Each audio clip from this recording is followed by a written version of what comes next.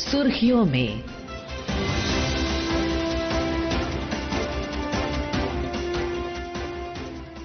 ये आकाशवाणी है। प्रस्तुत है कार्यक्रम सुर्खियों में। इसके अंतर्गत सुनिए प्रधानमंत्री की छत्तीसगढ़ यात्रा और विभिन्न विकास परियोजनाओं के शुभारंभ पर चर्चा। इसमें भाग ले रहे हैं पत्रकार विनय कुमार। कार्यक्रम का संचालन कर रही हैं प्राची प्रिया।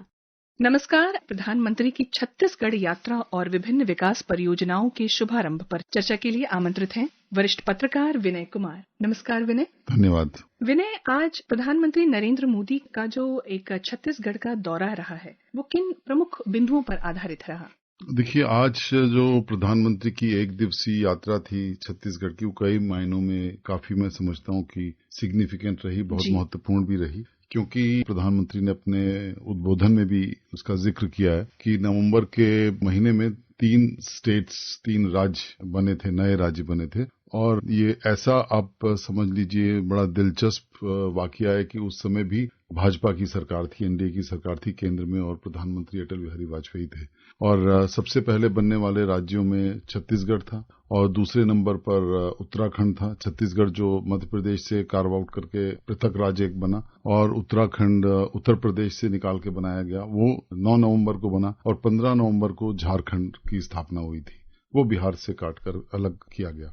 और प्रधानमंत्री ने अपने भाषण में इसका जिक्र भी किया, इसका उल्लेख भी किया। और ये भी प्रधानमंत्री ने कहा कि उस समय जो प्रधानमंत्री थे अटल बिहारी वाजपेयी, उनका ये एक सपना था कि ये राज्य विकास के पथ पर जल्दी अग्रसर होंगे, और जो बहुत दिनों से मांग चली आ रही थी कि ये राज्य अलग बनने चाहिए, जैसे हिल स्टेट था उत्तराखंड, और ये जो जितने भी थे ये राज्य छत्तीसगढ़ और झारखंड, जो कि ज्यादातर जनजातियों वाले राज्य हैं और जिनमें बहुत ज्यादा प्राकृतिक संपदा या नेचुरल संपदा जिनमें भरी हुई है, उन सबको विकास को एक तेज गति लाने के लिए बहुत ज्यादा जरूरत थी।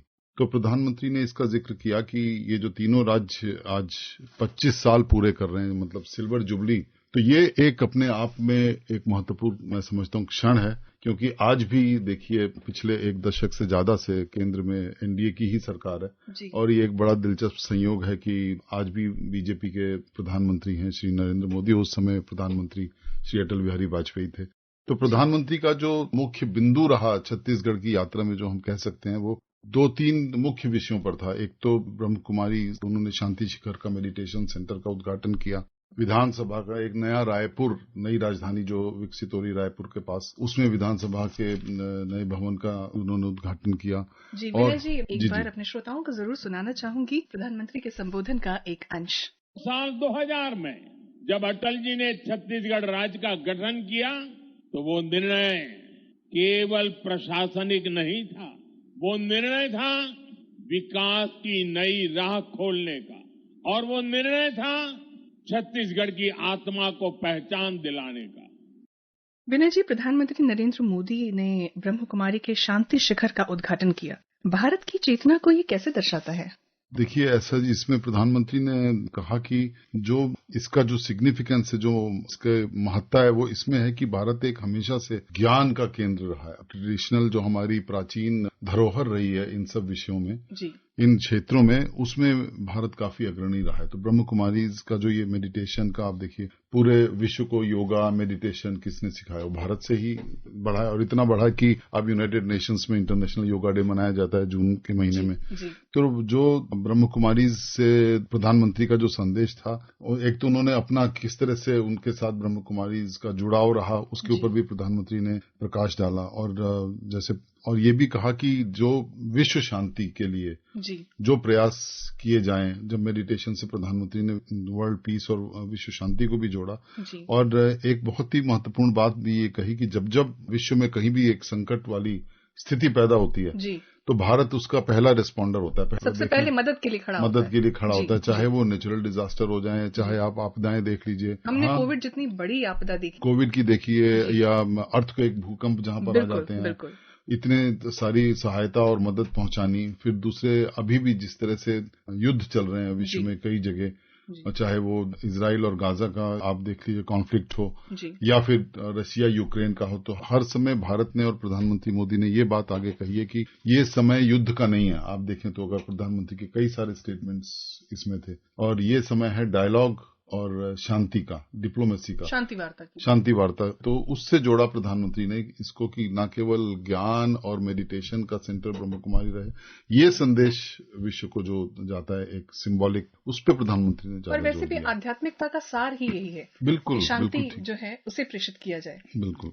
जी। और जो प्रधानमंत्री ने कहा जैसे स्पिरिचुअल कॉन्शियसनेस और जो भारत का एक मूलभूत थॉट प्रोसेस रहा है वो इन्हीं बिंदुओं पर आधारित रहा है। तो और ब्रह्म कुमारीज की प्रेजेंस आप देखिए न केवल भारत में बल्कि विश्व के कई अन्य देशों में है, तो इससे इसकी सिग्निफिकेंस या इसका महत्व और ज्यादा बढ़ जाता है कि प्रधानमंत्री ने इस अवसर पर, आज जबकि छत्तीसगढ़ 25 वर्ष पूरा कर रहा है अपने स्थापना जी, आज छत्तीसगढ़ की उस अवसर पर रजत जयंती है। बिल्कुल बिल्कुल। विनय जी, मैं चाहूंगी कि अपने श्रोताओं को मैं प्रधानमंत्री के वक्तव्य का एक अंश सुनाऊं। विश्व शांति की अवधारणा ये भारत के मौलिक विचार का अधिष्ठान है, हिस्सा है। ये भारत की आध्यात्मिक चेतना का प्रकट रूप है, क्योंकि हम वो हैं जो जीव में शिव को देखते हैं। हम वो हैं जो स्व का विस्तार सर्वस्व तक करते रहते हैं।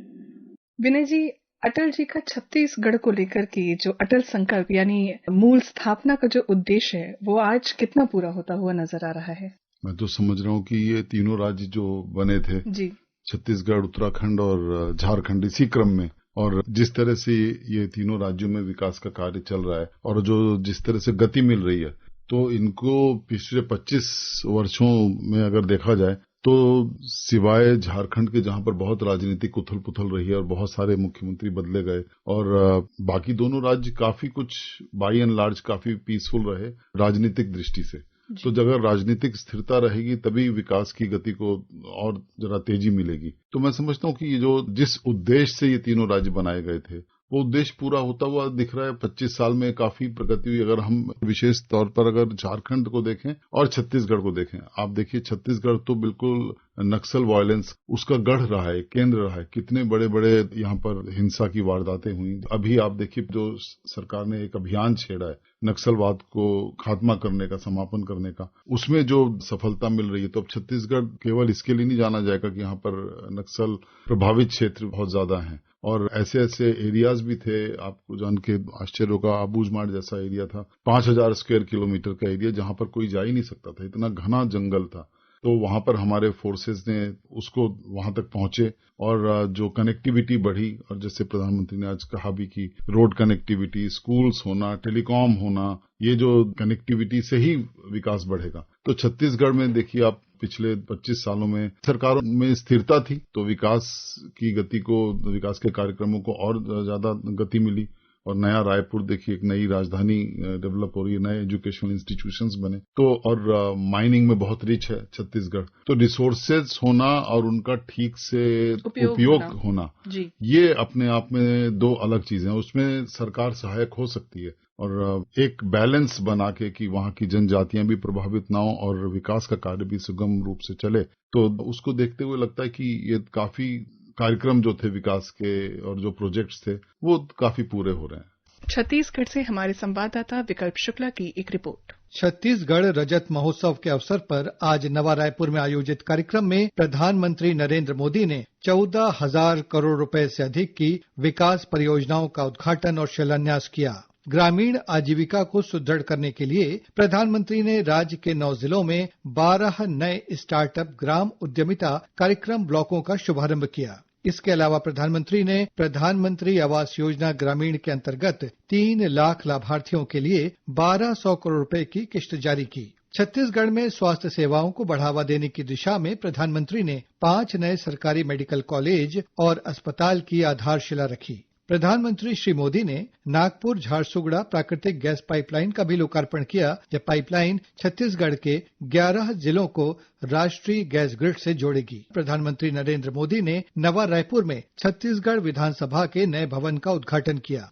प्रधानमंत्री नरेंद्र मोदी ने नवा रायपुर में शहीद वीर नारायण सिंह स्मारक और जनजातीय स्वतंत्रता सेनानी संग्रहालय का भी शुभारंभ किया। प्रधानमंत्री ने नवा रायपुर में ब्रह्म कुमारी संस्थान के शांति शिखर का भी उद्घाटन किया। यह केंद्र आध्यात्मिक शिक्षा, शांति और ध्यान का आधुनिक केंद्र है। इससे पहले प्रधानमंत्री ने नवा रायपुर स्थित श्री सत्य साई संजीवनी अस्पताल पहुंचकर दिल की बात कार्यक्रम के तहत जन्मजात हृदय रोग से पीड़ित करीब 2500 बच्चों से संवाद किया। इन बच्चों का निशुल्क सफल उपचार इस अस्पताल में किया गया है। विकल्प शुक्ला, आकाशवाणी समाचार, रायपुर। विनय जी, आपने कनेक्टिविटी की और विकास की बात की, तो आज प्रधानमंत्री ने कई परियोजनाओं की शुरुआत की। ये किस तरह से छत्तीसगढ़ के विकास के लिए लाभदायक है? इसमें देखिए, एक तो सबसे महत्वपूर्ण पीएम आवास योजना का जिक्र प्रधानमंत्री ने किया। चाहे सोलर पावर हो, जो इथेनॉल का एक टैंक बहुत बड़ा, उसके फैसिलिटी का इनॉग्रेशन किया। कई प्रोजेक्ट्स का उत्सर्जन को कम करने के बिल्कुल लिए, है ना? क्योंकि अब जैसे हम अभी 20% इथेनॉल मिक्स कर रहे हैं पेट्रोल में, तो उससे कार्बन उत्सर्जन कम हो रहा है। और दूसरा, आप देखिए, भारत इंटरनेशनल सोलर अलायंस में भी सबसे आगे है। आईएसए में भारत ने सबसे बढ़ चढ़ के हिस्सा लिया और प्रधानमंत्री मोदी का ये काफी पेट प्रोजेक्ट रहा। तो ये एक क्लीन एनर्जी की तरफ जो बढ़ रहा है, जिस तरह से हमारे यहाँ इलेक्ट्रिक व्हीकल्स आ रहे हैं, सोलर एनर्जी का बढ़ावा हो रहा है, विंड एनर्जी के ऊपर जोर दिया जा रहा है। तो छत्तीसगढ़ में जो एक रोड कनेक्टिविटी की बात हुई, जो कि कई सारे राज्यों को जोड़ रही है, छत्तीसगढ़ में अंदर ही अंदर नारायणपुर का जिक्र किया। एक नारायणपुर से लेकर, जो कि एक नक्सलवाद प्रभावित जिला जिसको माना जाता है, वहां से जो इनके पड़ोसी राज्य हैं, उड़ीसा को ले लीजिए, झारखंड को ले लीजिए, ये सब प्रोजेक्ट थे जिनसे कि कनेक्टिविटी बढ़ेगी। और दूसरा एक और था, जो टूरिज्म और पिलग्रिमेज, बस्तर जो हमारा है वो कल्चर का हब है छत्तीसगढ़ में। और छत्तीसगढ़ में नक्सलवाद के चलते ना उतने पिलग्रिमेज तीर्थ का उतना ज्यादा विकास हुआ, ना बढ़ावा मिला टूरिज्म को उतना ज्यादा। और जबकि छत्तीसगढ़ में इस तरह के, मैं समझता हूँ, झरने, जलप्रपात, नेचुरल ब्यूटी, प्राकृतिक सौंदर्य इतना बिखरा पड़ा है छत्तीसगढ़ में, मगर क्योंकि इस तरह की घटनाओं की वजह से, इस तरह के माहौल की वजह से कभी वो आगे बढ़ नहीं पाया। तो इनको लेकर जो ये परियोजनाओं का 7,700 करोड़ का जैसे आपने बताया जी, तो इनको बढ़ावा मिलेगा। और दूसरी ओर एक सेल्फ हेल्प ग्रुप जो है स्त्रियों के लिए जी, उसका भी प्रधानमंत्री ने उस परियोजना का भी शुभारंभ किया। तो मैं समझता हूँ कि सब मिला के अगर देखा जाए तो जो मोटो एक है, ईज ऑफ लिविंग और ईज ऑफ डूइंग बिजनेस, जो प्रधानमंत्री ने कहा कि छत्तीसगढ़ की पहचान होनी चाहिए कि एक उभरते हुए बिजनेस हब की तरह से जी, तो वो मध्य प्रदेश से जो अलग निकल के आया, तो महिलाओं की भी भागीदारी हो, तो ये एक जोर देके प्रधानमंत्री ने जिस पे जोर दिया। तो और ये इतनी सारी जो परियोजनाएं हैं, सब वहीं पर जाके उनका फोकस एक ही है कि सरकार का हस्तक्षेप कम से कम हो, ईज ऑफ लिविंग और ईज ऑफ डूइंग बिजनेस, की लोग आसानी से, सुगमता से बिजनेस कर सकें। और क्योंकि शेड्यूल्ड ट्राइब्स बहुत ज्यादा हैं, बड़ी संख्या में है छत्तीसगढ़ में, तो उन लोगों को भी विकास में भागीदार बनाया जा सके। और जो माइनिंग में इतना रिच है, तो किस तरह से माइनिंग रिसोर्सेज का ऑप्टिमम यूटिलाइजेशन, मतलब ओवर एक्सप्लॉयटेशन भी ना हो, और जो भी